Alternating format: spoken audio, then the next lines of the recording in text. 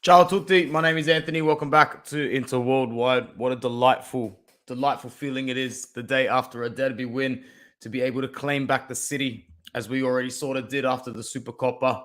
But I'm sure we all saw the graphic, or not really the graphic, as we all know the statistics in the head-to-head over Milan in the last few years. We've absolutely dominated them.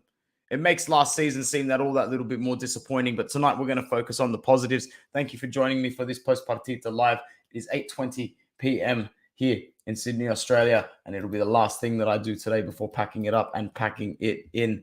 I am absolutely delighted with those 3 points. We really, really needed those 3 points. The 3 points that spur us on to confidently believe that we are the best of the rest. We really are the best of the rest. The rest being the other sides besides Napoli in this league. So I'm really glad that the boys turned up because with everything that has gone on in the locker room, with the whole Skriniar debacle, you'd be forgiven for thinking, this could be a game where form goes out the window and Milan will enjoy going in as underdogs. And the only criticism that I have is the same criticism that most Inter fans have had after this game, and it's just that we did not score more. We did not score more goals. We should have scored more goals. It should have been 2, 3, maybe even more to the good. But it doesn't matter because you still get the same amount of points. And now, with that being our home game, it means that we actually have the head-to-head on them. So, grazie for that. If we end up on the same points as Milan this season, we will finish above them. That's a good thing to know. It's a good little reserve thing to have, isn't it? I remember it could have been a factor last season, but eventually it did not come down to that last season. So a couple of people in the house already. The Kerrs are here. Thank you, Ian, for your amazing footage. I'm in the process of putting it together now for to put up on the channel, a compilation of your journey from Belfast to the Miazza. It was quite awesome, man. Quite awesome, I must say. Zilshan was in the building as well. It is Nico's birthday, isn't it? What is he, like 26 years old today? 20, he might be like 26, 25, 26, something like that. Grande Nico. He had a fantastic derby as well. I was so impressed with the way they played. And, another big shout out to Ian for being there. What an experience that would be to actually be there in the stadium to witness that victory. It sounded like the Inter crowd was just fully behind the lads on the day. It really, really showed. Indra, I see you in the chat. Nice to see you, man. 26 years old. Nico confirming it. And now it's time to just pretty much look ahead. We've got some winnable fixtures coming up, but let's just get to the talking points from this particular match.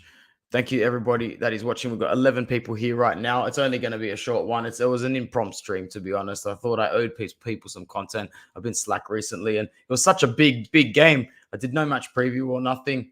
I've only been doing the shorts. So how you going, Alex? I see you. I know there's like 15 games or so left, but I didn't expect to be second place with 6 losses, especially back in December. Let's keep it up. If we can keep on track and finish second this season, man, I can be still happy. I can still be pretty happy to finish that behind Napoli. So we started this match, obviously, in our regular 3-5-2, our strongest midfield without a starting Brozovic, obviously. Dzeko got the nod before Romelu Lukaku, which I like to see. I was very happy to see that. Edin Dzeko deserved that starting spot over Romelu Lukaku. Romelu Lukaku has been ass. He has been horrible all season. Edin Dzeko has carried us through points. Now, Edin Dzeko wasn't fantastic in the derby game, but once again, he wasn't poor. He was not poor at all. And he earned not only his starting spot, he earned his minutes. He earned the depth in those minutes that he clocked in that game. He kept Romelu Lukaku on that bench for time, for absolute time. Matteo Darmian impressed me once again, especially in his ability in tight spaces to keep the ball and play out so calmly under pressure. Having Brozovic and Lukaku coming in as substitutes, it all just worked really well. It all worked really well against Milan.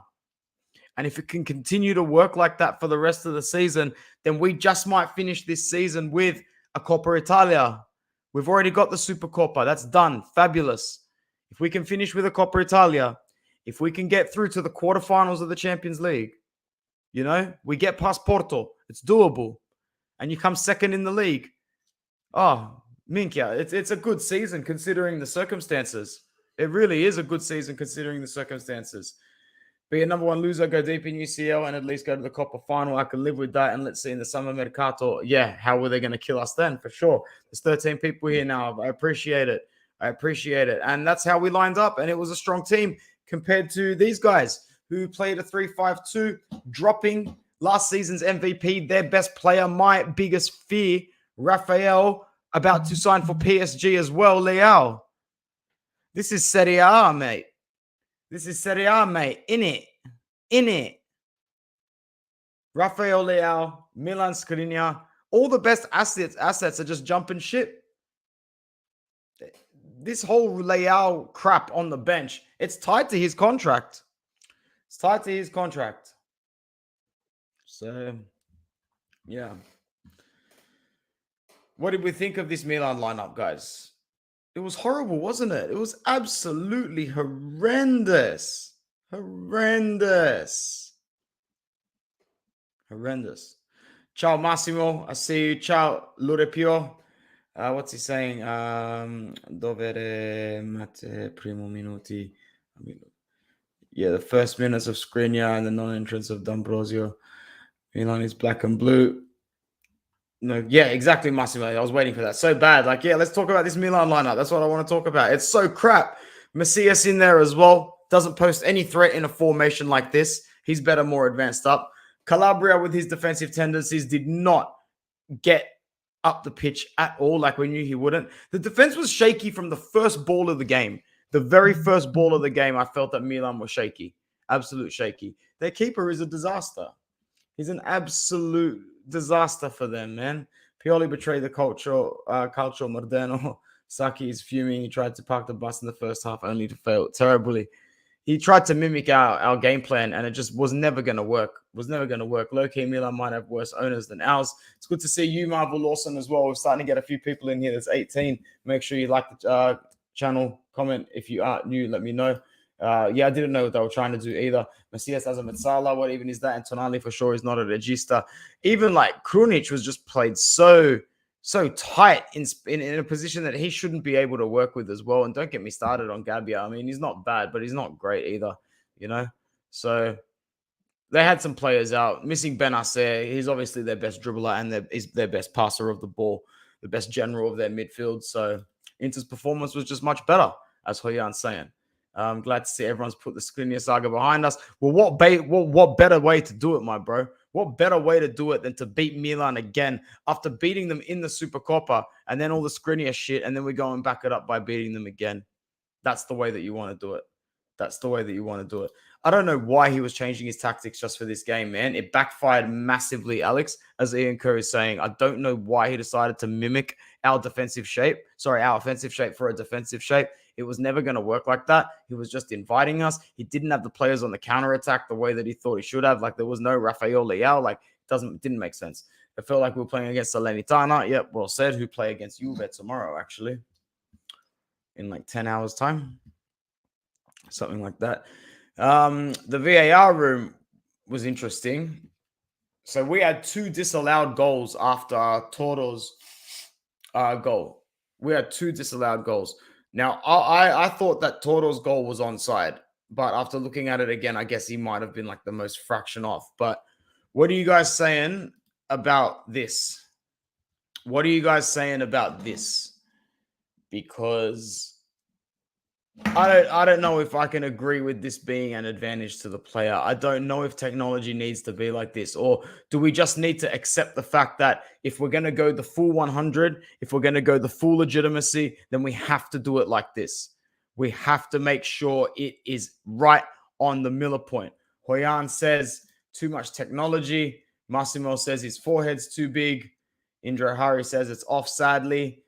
Yeah, like, I don't know, man. Are we starting to discriminate against people's shape and size now? You know, body shaming is a very real thing in this modern day world. Is this body shaming, Lautaro Martinez? Come on, man. How can we say that this is a fun way to play the sport? How can we say that this is an authentic way to get the most out of the sport? That's onside. His whole foot is behind the line. His whole foot. 90% of his shoulders.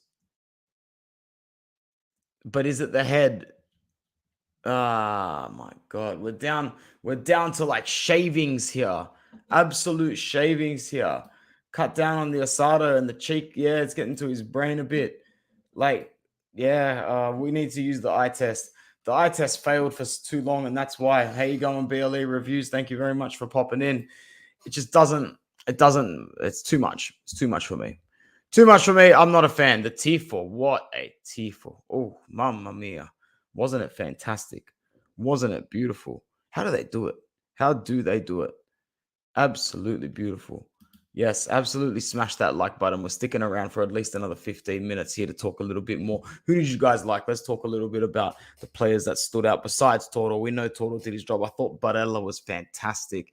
You can, when you're watching the games live with Barella, you can sometimes think he's trying just a little bit too hard, but he's never trying a little bit too hard. Look how passionate he was after Lautaro's goal was disallowed. Ooh, man, that was just so passionate. So passionate. What are we saying about Lukaku? Are we happy with his cameo? He didn't play too bad, but I'm not ready to give him any props. I want to see him dominate a performance. I want to see him play like the boss he is supposed to be. Hakan Chananolu. Hakan Chananolu to silence those dirty Milanisti who were chanting that he was a you-know-what. That was poetic. He loves it, man. He absolutely loves it. That's our Turkish kebab. Extra garlic chili, please. Barella and Toro, the best players in the league. Yeah, they are. They are. They're the best players in the league. Maybe Oshimen and Krava. Krava, I guess, is more of a one-season guy, though, but, he's having a season better than anybody else, that's for sure. Lukaku was good off the bench in this game. I agree. I thought Lautaro was excellent. Lukaku was improved. He did bully them a little bit. They just couldn't cope with us, to be honest. Skriniar was good besides that one time he gave the ball away. Yeah, Lukaku 60% back, stacking average performances. Hope to see more. Like, the best thing now is to not do what Inter does best. And we all know what that is. So just bear with me while I get it up on screen. And it'll be pretty much what we start to segue into the back end of this stream today. Once again, we've had a little bit of a positive, right? We've had a couple of results go our way recently, and our form is good.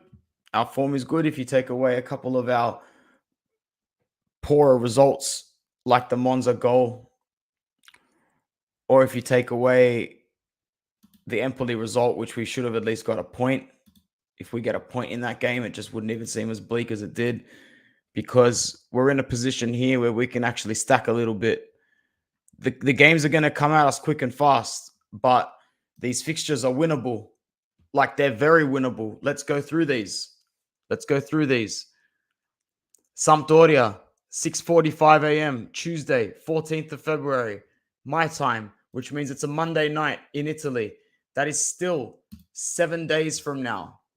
That's a lot of rest. This team deserves rest. This is a break. This team is on break at the moment since beating Milan, because it's going to come at us quick and fast again. It's a good break. Sampdoria will be broken after conceding a last-second penalty to Monza. Their spirit is shattered. This is the sort of game you should win 4-0, 5-1, 6-2. The way that we smacked Genoa's ass in the last 3 years is the way that you should spank this Sampdoria side. And I say that with respect because I don't mind Sampdoria. But they're probably going down because they're shit. And that's just the fact. They're not good. I don't want them to go down. I don't want to see Dejan Deki Stankovic get relegated. I've got signed photos of him up on my wall. That's the last thing I want to see for him. But they're crap. We need to be able to make sure Gabbiadini can't score. That's all there is to it. Then you move on to Udinese, another game where you should win. And it's not really a jinx, Ant Juice, because you have to keep winning these games now. You can smell blood in the fact that there's weakness in Lazio, who are dropping points, Atalanta, who are dropping points. We're better than this Roma, and we know it. Now we've put a gap over Milan. Juve, holy crap, they could be in the oblivion for all we know it soon. We've got a real chance here to not just paper over our cracks. We've got a chance to sort of add a little bit of protective cement over them just by finishing second and making some deep runs in this competition. And the better that we can do in February and early March, we are going to cruise through the back end in Serie A if we can put the points together now. You don't put the points together now, we're in a dogfight until match day 38. I guarantee you that. Let me go back to a few comments and then we'll go back to the fixtures. Yes, birthday boy Barella. I might wear his jersey tomorrow. Bello Barella, my favorite player of the last 3 seasons since he's come in. Absolute love for my favorite. Into getting form in the right time of a busy schedule. Absolutely. Brozovic is back, says Tahandra Lunardi. Thanks for stopping in. Great to see Brozo. He did great when he came on, says Ian Kerr. Indra Hari says, knowing into this season, I'm not surprised if we drop points against Samp next. That's what I'm saying. That's what I'm saying. Don't do the Inter thing here and lose to the relegation side or draw to the relegation side in a week. You've got rest. Smack them. Spank them, man. That's the only way to do it. Our record in 2023 is 9 wins, 1 draw, and 1 loss. Monza and Empoli are ruining otherwise what would be a flawless start to the 2023. It's so good. Realistically, we should be winning a lot of games. Anything can happen though. Thanks to the 16 people here now. Like the video, subscribe if you are new. Udinese, get your 3 points there. Then we have Porto. Like this is a good little run of fixtures here where we spend majority of the time at home. You knock Sampdoria by the 15th, you're back in Milan and you get back-to-back home games against Udinese and Porto. That's doable, man. Especially that Champions League game against Porto. That is doable. You get the win there. Not a far trip to Bologna after that. And then you get 10 days off. 10 days off between Bologna and then it's Lecce. These fixtures, this is not the hardest fixture list we've seen. This is not the most congested fixture list we've seen, guys. We can get through this. We can break this up into little gaps. The first gap is from the 14th to the 26th. 4 games, 13 days. Sampdoria, away. Udinese, home. Porto, Champions League, home. Bologna, away. Oh, yuck, 10:30 p.m. I bet that's a Sunday. I don't want to watch that. And then it's back-to-back Lecce and Spezia. Another 2 games where you should be getting points there. Then we finish off with Porto. 5 days later, Derby d'Italia against Juventus. And then it's a 12-day break. If we can get through to the back end of March and face this Juventus team strong, kick their ass as well back to Turin, I can see us finishing the season okay. We've got very tough fixtures to finish the season in Serie A. We have got probably the toughest last 5 games. Roma away, Sassuolo at home, Napoli away, Atalanta at home, Torino away.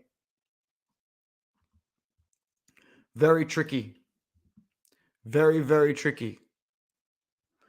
Points are exceptionally important in February and March. Very, very important. It's so exciting to be fighting on all fronts, guys, isn't it? Look, we've got the Coppa Italia in the middle there as well. How many sides in Europe are still fighting for all 4 competitions, all 4 premier competitions? How many? We are. And that's great. That's great. If I was to make some early predictions, let's make some optimistic predictions. I can see us getting 3 points against Sampdoria, and I can see us getting 4 points out of Udinese and Bologna. I'm guessing we might have to drop a point or 2 here somewhere. It wouldn't be the worst thing in the world. I'm sure I'll react otherwise. I expect us to beat Porto at the Miazza. I do. I really do expect us to beat Porto at the Miazza. I really, really do. Hoyan asked the question, if Inter plays at their best, how far do you think we can go in the Champions League? Obviously, it's going to depend on the draw. I think, as I just said, I think we should win the first game against Porto. I think that we should, even if it's 1-0, even if it's 2-1. I don't care. Just win. Away goals doesn't count. Just win the first leg. You win the first leg, psychologically, you go to Portugal in a very, very good headspace. If you can go to Portugal in a good headspace, I have no doubt we can come out of Portugal with a draw. No doubt. No doubt. First leg's important. The sacrifice might have to come against Bologna if the team's tired. There's 19 people here now, which is great. Like the video, subscribe if you're new, and I'll stick around. for just that little bit longer. Just that little bit longer. One sec. So besides that,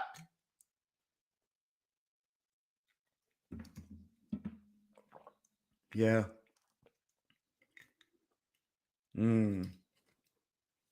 Well, with Bologna, if you beat them, then you can really rest. Then you can really a long time. In fact, that gap between those two fixtures, between Lecce and now it's Lecce and Spezia, looking at it, we've got, see, this is why I'm getting nervous now. We've got a real opportunity here to cement second spot.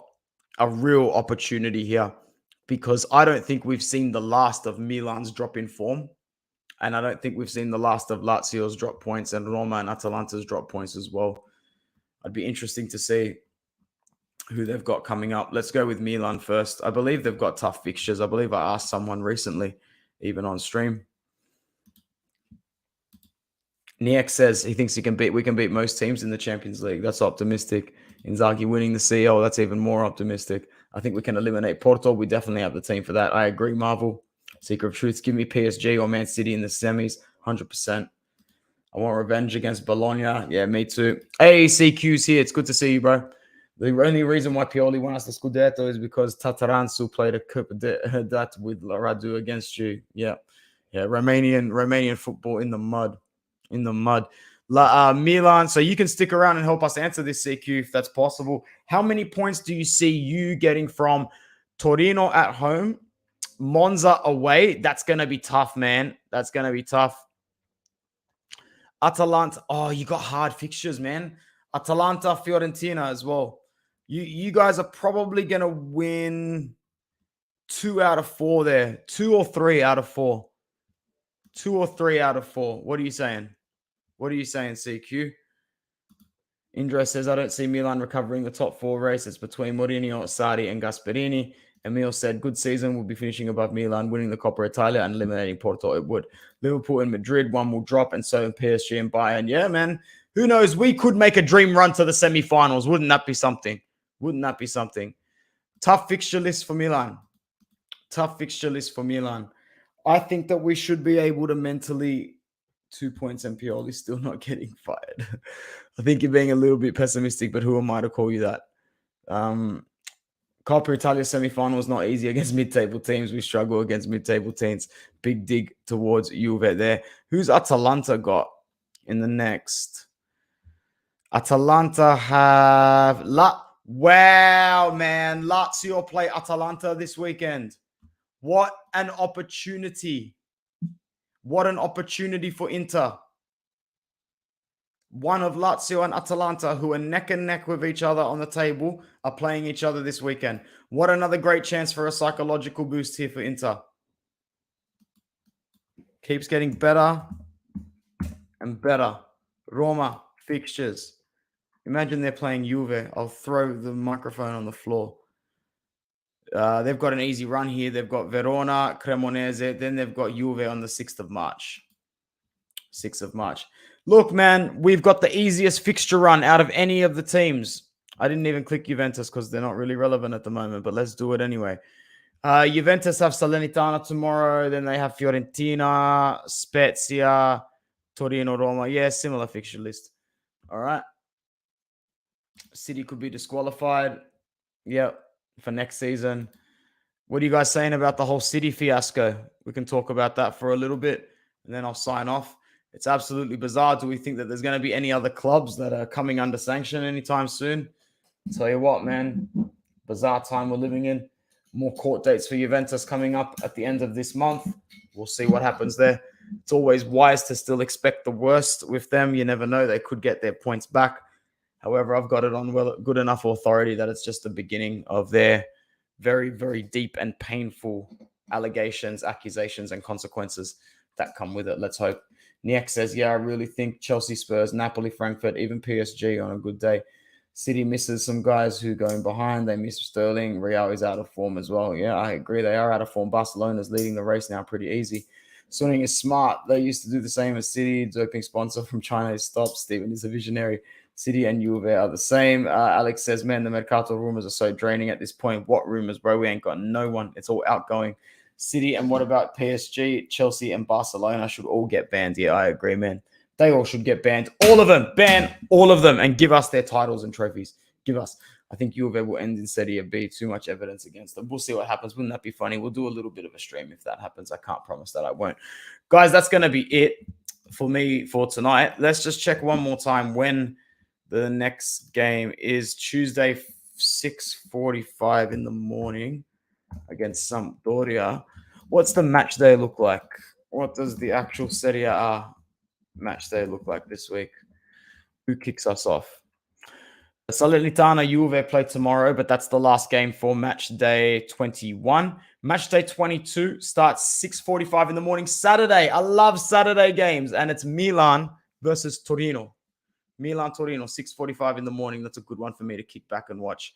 Empoli Spezia, Lecce, Roma, and Lazio Atalanta. I'll definitely watch Lazio Atalanta on Sunday. And then, yeah, it's a while before Inter play. All right, good match day coming up. I'm already looking forward to it. Thank you so much, Ian, and thanks for your videos, man. I'm putting together something nice now. That's why I hate the Prem shit atmosphere as well. We'll talk a little bit more about the Prem on my other channel at another time. I reckon I'm going to start doing some more content there for the Premier League soon. We'll see where Pep goes after City. But yeah, thanks a lot, guys. Make sure you like the video before you leave. If you haven't, if you are here and you haven't subscribed, definitely do that. Thank you so much. My name is Anthony, and I will see you hopefully to preview Sampdoria. Okay? Hopefully. Thank you so much, guys. Be nice to one another. Ciao.